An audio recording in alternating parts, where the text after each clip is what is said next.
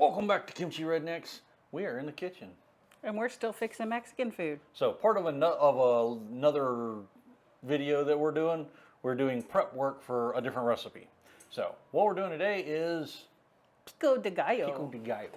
All right, so if you want to know how to chase Chuck away, you give him this to eat.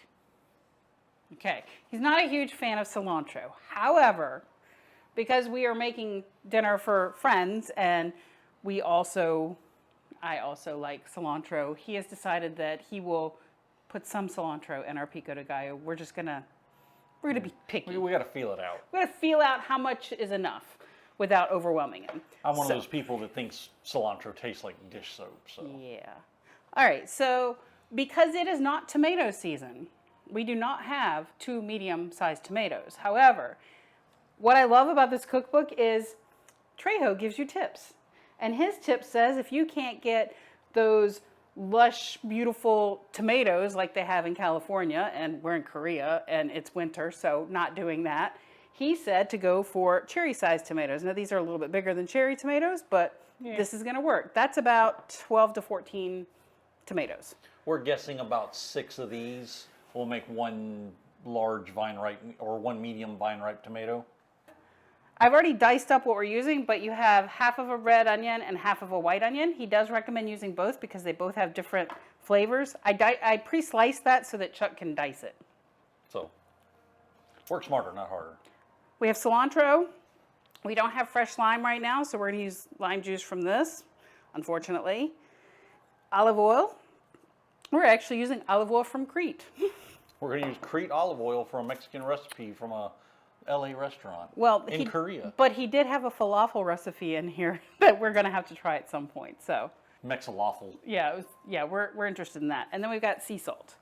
So now what you're going to see is Chuck chopping. I'm actually going to have him go ahead and take the tops off of those so I can de-seed those for him.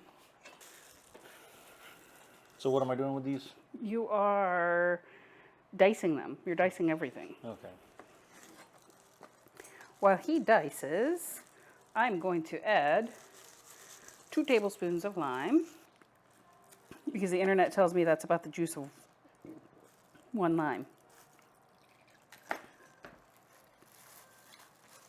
And I do actually believe that this would be much better if we had fresh lime. And then I'm going to put in 1 tablespoon of olive oil. All right. And do you want a whole teaspoon of kosher salt or do you want less than a teaspoon? Chuck. What's it called for? Calls for a teaspoon. Put in a teaspoon. Okay. Whole teaspoon on this spoon. Half. There's the other half.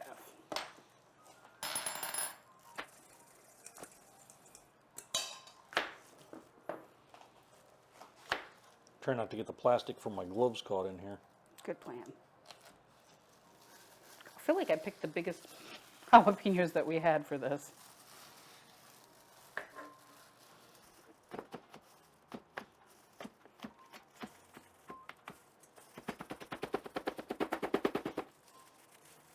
That's good enough. You just put it all in the bowl.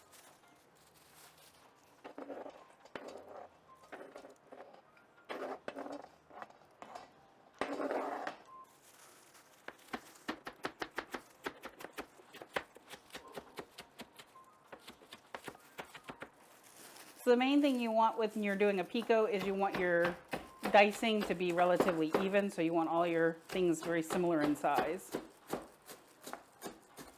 You don't want large chunks of onion mixed in with little teeny pieces of tomato.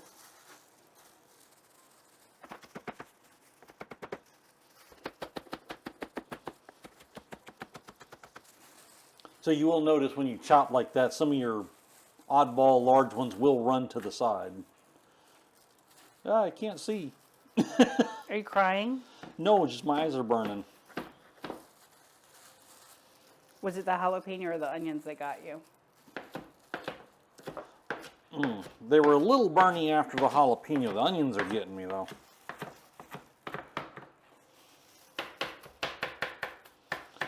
I hate doing the slap chop like this because I always wind up with onions all over the place. Sometimes it's the only thing you can do. I think you probably have it. Good enough for government work. Oh God, are we doing government work now? I didn't hire you for government work, sir.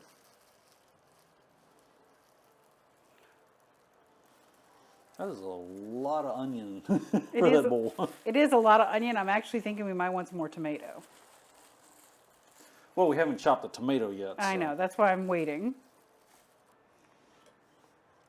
All right, how do you dice a cherry tomato? I've never tried that Very before. carefully. Without getting your fingers, hopefully. That would be probably a good starting point.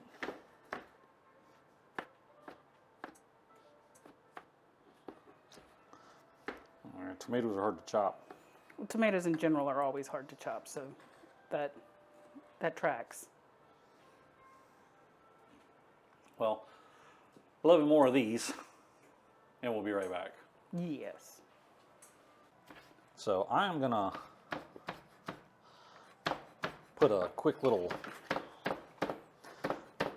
Chop on the cilantro. chop on the cilantro here. It's hard to talk and not get my fingers at the same time. You focus on the not getting the fingers. I can talk for you. This damn cutting board keeps walking. That's why I want to. We found a cutting board. I need to just get him over to IKEA so we can go pick it up. We found a cutting board I want, and I think he'll like it because it's big. And he always hates the fact that our cutting boards are too small. Big knife, small cutting board, not work together. Thank you, Machete. Big knife, small cutting board, no work. Is that what you're saying? Yes. Okay.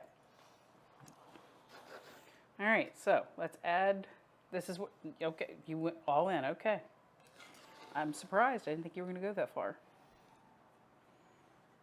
Well, that's about half of what we pulled out, so I figure we'll mix that in and see how that does. So one of the things that Danny Trejo does mention in the cookbook here is you are going to want to taste this because as any good Mexican grandma or mom who's making this at home would probably do, or any restaurant that you might be getting it in, they probably don't need a recipe. So they do all this by feeling, like their ancestors did. But you also got to taste it because plants are different. One jalapeno might be mild, one jalapeno might be nuclear, like right next to each other. So, Okay, that's fine. That doesn't bother me. does it need more or less? The question he asked in the cookbook is determine whether it needs more salt. If so, add a pinch or two. Or does it need more lime? Also add just a squeeze or two. Does it need more acid? I don't think so on the acid. It might need a pinch of salt.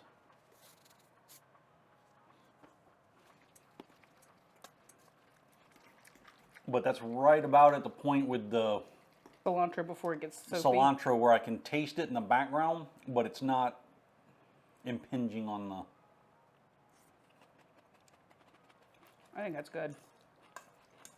I think we're good to go on that one.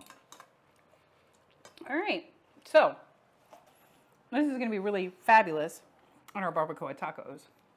Yeah.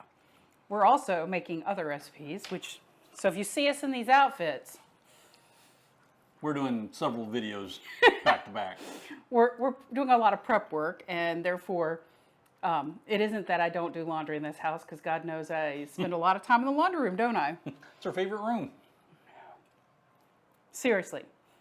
If you're looking for a great starter Pico de Gallo, you've never made your own pico and you want to try, we highly recommend this recipe. Not bad. It's pretty fabulous.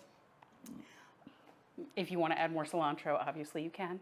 Knock yourself out. Knock yourself out. Chuck's not gonna. So we're super excited because we're going to be having the Pico de Gallo. The tacos. Yeah. So y'all like, subscribe. Do the internet stuff. See the buy us a coffee link below. and we'll see y'all next time. Bye.